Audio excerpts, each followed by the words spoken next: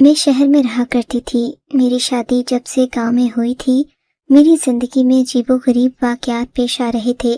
پہلا حادثہ تو یہ ہوا کہ میرا شوہر ملک سے باہر کمانے کی غرض سے چلا گیا۔ اب میں اپنے گھر میں اکیلی تھی۔ بھرے سسرال میں مجھے کوئی پہچاننے والا، سہارا دینے والا کوئی نہیں تھا۔ میں بس اپنی مدد آپ چل رہی تھی۔ ایک رات کا ذکر ہے، میں اکیلی اپنے کمرے میں سونے کی تیاری کر ہی رہی تھی کہ مجھے باہر کسی کے قدموں کی آواز آئی۔ یہ آواز اتنی واضح تھی کہ میرے ذہن پر ایک ڈر سا سوار ہو گیا۔ اس کے بعد میں سونے لیٹی، مگر پھر بھی میرا دماغ خوف کے زیر اثر رہا۔ فجر تک مجھے نیند نہ آئی۔ اس کے بعد نہ جانے کب میری آنکھ لگی۔ 1 گھنٹہ سوئی ہی ہوں گی کہ ساس نے میرے کمرے کا دروازہ بجایا۔ بہو ابھی تک سو رہی ہو؟ ان کی آواز سن کر میں چونک پڑی۔ مجھے تو سوئے ہوئے ابھی 1 گھنٹہ ہی ہوا تھا۔ میں آنکھیں ملتی باہر آئی۔ وہ میری سرخ آنکھیں دیکھ کر حیران رہ گئیں۔ کیا ہوا ہے بیٹی، سب خیریت تو ہے؟ تب میں نے انہیں سب بتا دیا کہ رات کو کسی کے قدموں کی آواز سن کر میں ڈر گئی تھی۔ ہاں بیٹی، یہ گھر ہی اتنا بڑا ہے کہ اچھے خاصے انسان کو ڈر لگنے لگتا ہے۔ تم ایسا کرو، کل سے اپنی نند کے کمرے میں سو جاؤ، آخر کو وہ تمہاری بہنوں کی طرح ہے۔ ساس کی یہ بات عجیب سی لگی۔ اپنی بیٹی کی بجائے وہ اسے میری نند کہہ رہی تھی۔ اچھا ماں ٹھیک ہے، میں کل سے ساریہ کے کمرے میں سو جاؤں گی۔ میں نے خوش دلی سے سر ہلایا اور آ کر ناشتہ بنانے لگی۔ ساریہ ابھی تک سو کر نہیں اٹھی تھی۔ اماں نے اسے جگایا، ہم سب نے ناشتہ کیا اور پھر وہ کالج چلی گئی۔ دن بھر میں یہی سوچتی رہی کہ آخر رات بھر وہ آوازیں کس چیز کی آ رہی تھیں۔ میں نے اس بات کا ذکر کسی سے نہیں کیا۔ شام ہوئی تو میں یہ بات بھول بھال گئی، مگر رات کو سونے سے پہلے مجھے یاد آیا کہ اماں جی نے مجھے ساریہ کے کمرے میں سونے کا کہا تھا۔ میں نے اس کے کمرے کا دروازہ کھٹکھٹایا۔ اس نے دروازہ کھولا۔ اس کے چہرے پر ناگواری کے آثار تھے۔ کیا ہوا بھابھی، خیریت تو ہے؟ اماں جی نے مجھے کہا تھا کہ میں تمہارے کمرے میں سو جاؤں۔ میں نے ساریہ سے کہا، بھابھی میں آپ کو اپنے کمرے میں نہیں سونے دے سکتی، میں رات دیر تک پڑھتی ہوں، کمرے کی بتی جلتی رہتی ہے، آپ کو نیند نہیں آئے گی۔ ساریہ کی بات پر میں نے اس کے ہاتھ تھام لیے۔ نہیں ساریہ، کوئی بات نہیں، مجھے نیند آ جائے گی، میں ہر طرح کے ماحول میں سو لیتی ہوں، بس اپنے کمرے میں مجھے ڈر لگتا ہے۔ تم فکر نہ کرو، میں تمہیں ذرا بھی ڈسٹرب نہیں کروں گی۔ میری بات پر ساریہ نے ایک بار پھر منہ بنایا اور بولی، ٹھیک ہے بھابھی، کل سے آپ میرے کمرے میں سو جائیے گا۔ نہیں ساریہ، میں آج بھی اپنے کمرے میں نہیں سو سکتی۔ کل رات کو میں نے عجیب سی آوازیں باہر والی راہداری سے سنی تھیں۔ اس کے بعد سے میرا من نہیں کر رہا کہ میں اپنے کمرے میں جا کر سوؤں۔ میں وعدہ کرتی ہوں تمہیں کسی بھی قسم کی تکلیف نہیں ہوگی۔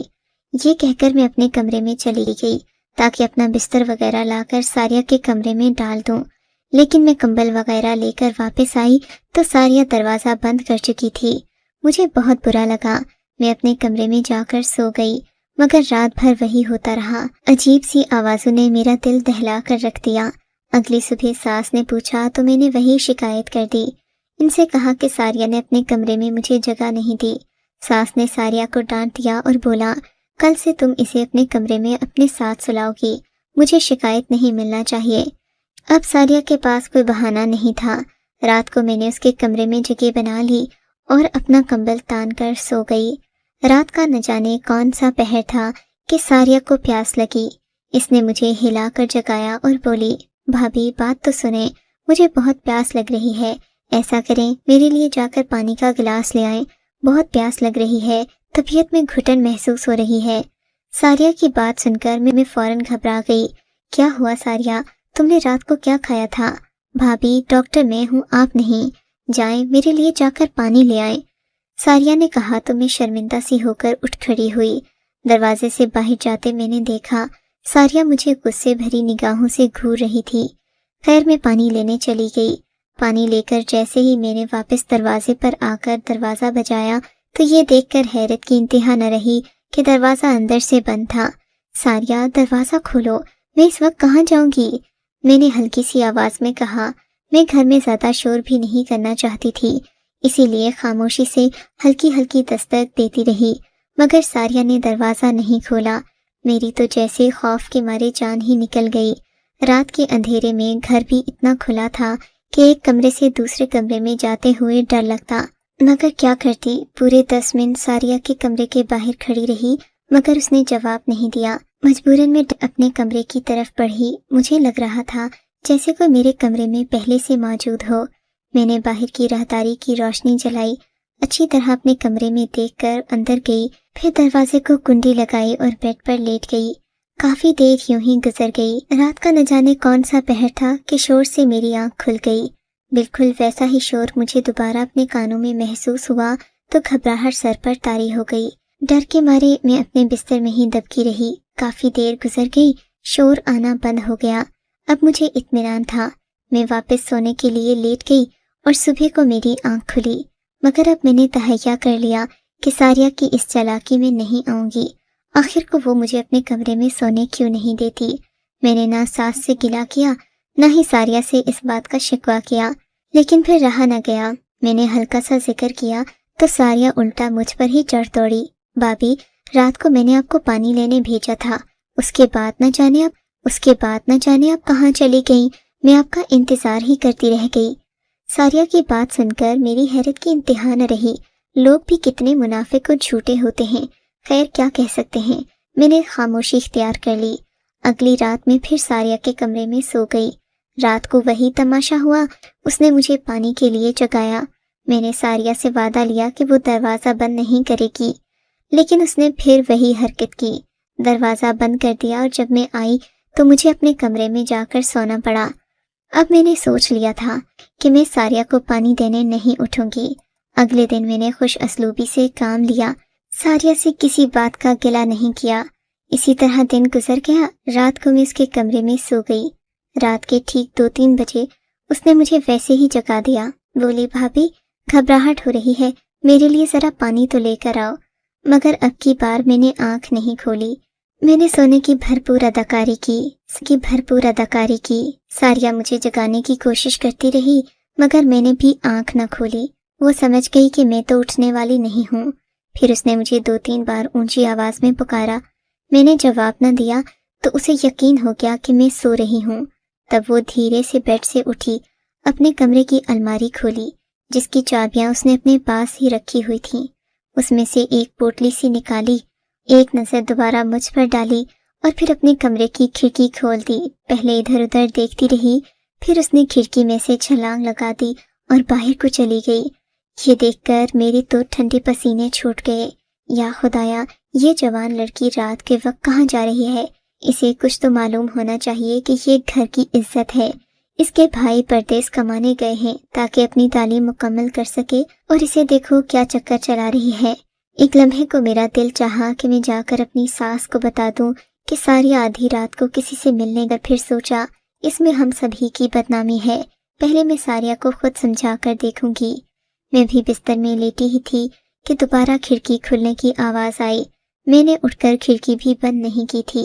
شاید میں بہت ڈر گئی تھی کہ ساریہ کی وجہ سے خاموش ہی لیٹی رہی۔ دیکھا تو ساریہ کمرے سے اندر آ رہی تھی۔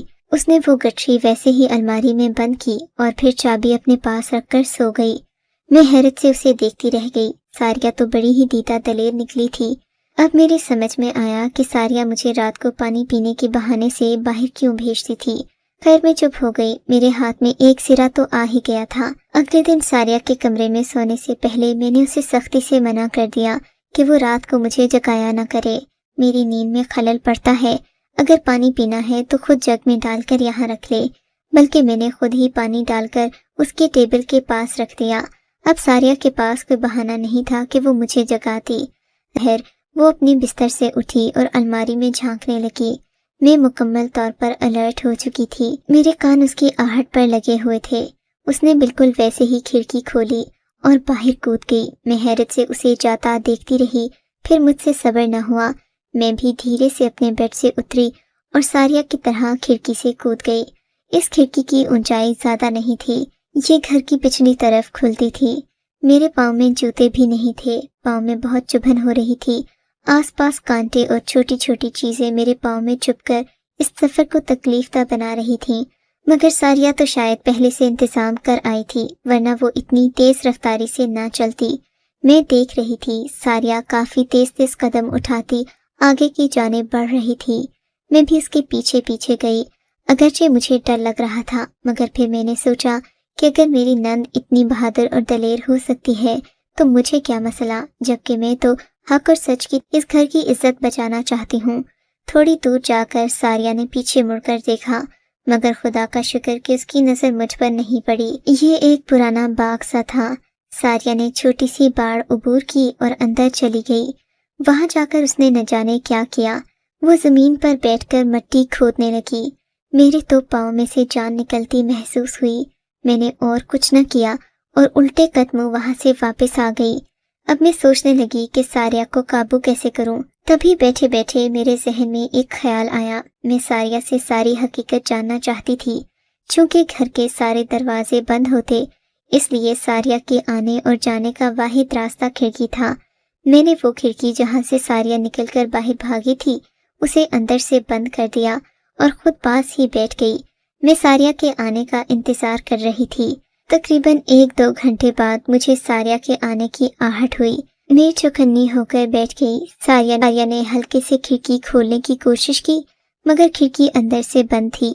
تبھی میں نے سرگوشی کی آواز میں کہا، ساریہ، مجھے تمہاری حقیقت کا اندازہ ہو گیا ہے، لیکن جب تک مجھے تم پوری بات نہیں بتاؤ گی میں کھڑکی نہیں کھولوں گی۔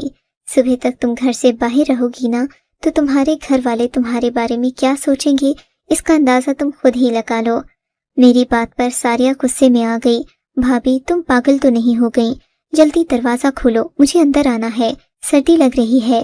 ساریہ کی جلد بازی بتا رہی تھی کہ وہ بھی خوفزدہ ہے، مگر میں نے صاف انکار کر دیا کہ میں کھڑکی نہیں کھولوں گی جب تک وہ مجھے ساری بات نہیں بتا دیتی۔ بھابھی، تم ایک بار کھڑکی کھولو، اندر آ کر تمہیں ساری بات بتاتی ہوں۔ اب وہ میری منتیں کرنے لگی۔ پھر میں نے اسے قسم لی کہ وہ مجھے ساری بات سچ سچ بتائے گی۔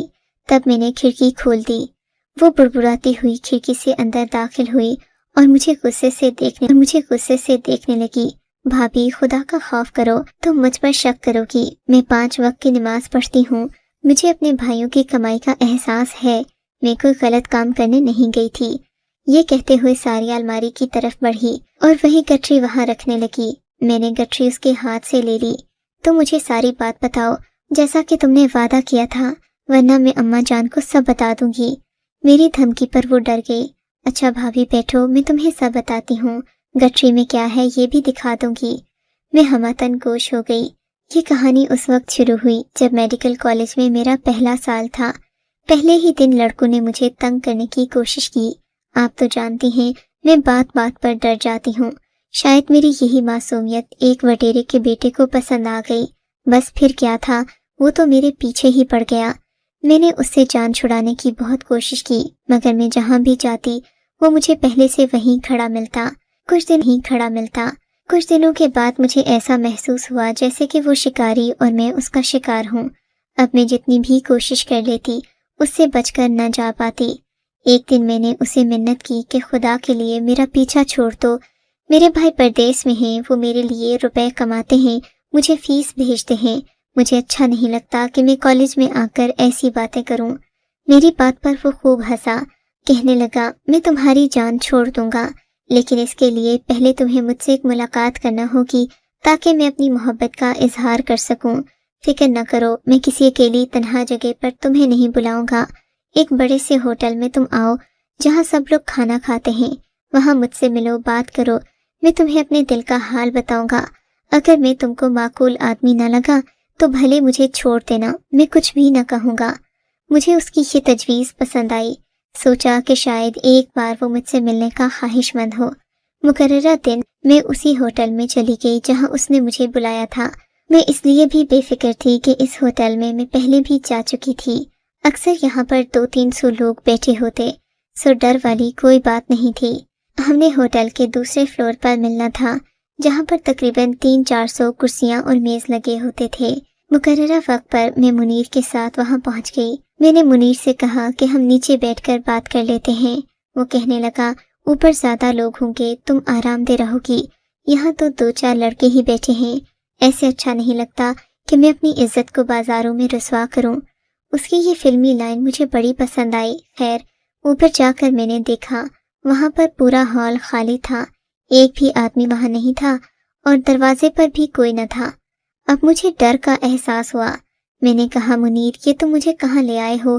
یہاں تو کوئی بھی نہیں ہے، کیا تم نے یہ ہال بک کروایا ہے؟ منیر نے ہاں میں سر ہلایا اور ایک گئی، تم مجھے اس لیے یہاں لائے ہو؟ میں نے غصے اور نفرت سے اسے دیکھا۔ اس نے مجھے آگے بڑھ کر رسوا کرنے کی کوشش کی تو میں نے اس کے منہ پر تھوک دیا۔ اس بات پر وہ غصے سے تلملا اٹھا۔ میں جلدی سے باہر بھاگی، دروازہ کھول کر ایک قدم آگے ہی رکھا تھا کہ اس نے مجھے بازو سے کھینچ کر اندر کرنا چاہا۔ اتنے میں ایک لڑکا وہاں آ گیا، نہ جانے کیسے فرشتہ بن کر وہ اوپر آیا تھا۔ اس نے منیر کو گریبان سے پکڑا اور مجھے اس کے تسلط سے آزاد کروایا۔ میں اس کی شکر گزار ہوئی اور اس کا شکریہ ادا کرتی نیچے آ گئی۔ منیر کی نیت پتہ چلنے کے بعد میری آنکھوں سے آنسو بہنے لگے۔ آخر اس نے مجھے اتنا نیچ اور گھٹیا کیوں سمجھ لیا؟ کیا اس میں میری کوئی غلطی تھی؟ یہی باتیں سوچتی میں گھر آ گئی۔ اس دن میرا کالج میں دل نہیں لگا۔ اب میں اس محسن کے بارے میں سوچ رہی تھی جس نے مجھے منیر کے عذاب سے بچایا تھا۔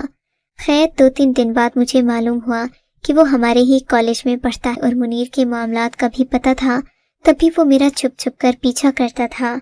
جب یہ بات مجھے معلوم ہوئی تو میں اس کی بہت شکر گزار ہوئی۔ اس کا نام احسان تھا۔ میں نے اس سے مل کر اس کا شکریہ ادا کیا۔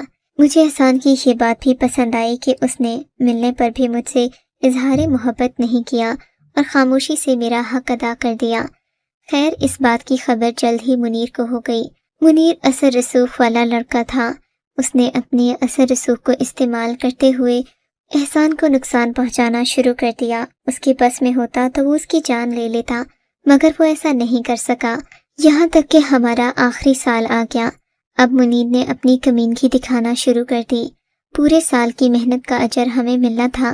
جب ہمارے ایک پروفیسر نے احسان کو ایک ایسا تجربہ کرنے کو دے دیا جسے ہمارے لیے کرنا مشکل ہی نہیں ناممکن تھا، منیر نے اپنے اثر رسوخ سے ایسا جال بچھایا کہ احسان کم از کم اس تجربے میں فیل ہو جائے اور اسے پروفیسر کے سامنے ذلت اٹھانا پڑے۔ اس تجربے کے لیے ہمیں انسانی ہڈیوں سے ڈھانچہ بنانا تھا جس کے بارے میں کسی کو بھی معلوم نہیں تھا کہ وہ کہاں سے ملے گا۔ احسان نے بہت کوشش کی مگر منیر کے اثر رسوخ کی وجہ سے یہ بھی ممکن نہ تھا۔ کالج کے آس پاس اس کی جان پہچان بہت تھی، اس لیے احسان کو ہر بار ناکامی کا منہ دیکھنا پڑا۔ ایسے میں نے اس کا ساتھ دینے کی ٹھان لی کیونکہ اس نے ایسے وقت پر میری مدد کی تھی جب میں بالکل بے بس تھی۔ تب میں نے پرانی قبروں کی تلاش شروع کر دی۔ مجھے کسی نے بتایا تھا کہ یہاں پاس ہی جو باغ ہے وہ جنوں بھوتوں کے حوالے سے مشہور بھی ہے اور وہاں پر انسانی ڈھانچے اکثر پڑے نظر آتے ہیں۔ اس بات نے مجھے ہمت دی۔ تبھی میں دن کو تو یہ کام نہیں کر سکتی تھی کیونکہ یہ جگہ بھی کالج کے پاس ہے۔ منیر کی نظر پڑتی تو وہ میرے لیے الگ مشکل کھڑی کر دیتا، اسی لیے میں نے سوچا کہ اندھیرے میں کروں۔ میں دن کو جگہ کا تعین کر لیتی اور رات کو وہاں جاتی۔ آج کچھ آخری چیزیں رہ گئی تھیں جو مجھے مکمل کرنی تھیں۔ یہ دیکھو اب سب کچھ پورا ہو گیا ہے۔ اس نے خوشی سے اپنی گٹری کھول کر مجھے دکھائی تو میں حیران رہ گئی۔ میں نے اسے سونے کا کہہ دیا اور خود اپنے بستر پر آ کر لیٹ گئی۔ وعدہ کیا کہ یہ بات کسی کو نہیں بتاؤں گی۔ میری نند کی پڑھائی مکمل ہونے کے بعد میں نے اپنی کوششوں سے اس کی شادی احسان سے کروا دی، کیونکہ سچ ہے کہ جو لوگ ایک دوسرے سے سچی محبت کرتے ہوں ان کے درمیان نہیں آنا چاہیے۔ اس سب میں منیر کی پوری کوشش رہی کہ وہ ساریہ کو اپنا بنا لے، مگر ساریہ نے بھرپور مزاحمت کی اور احسان سے شادی کر کے دم لیا۔ مجھے اس بات کی خوشی ہے کہ ساریہ اور احسان کو ملانے میں کچھ نہ کچھ ہاتھ میرا بھی ہے۔ اللہ میری نند کو ہمیشہ خوش رکھے۔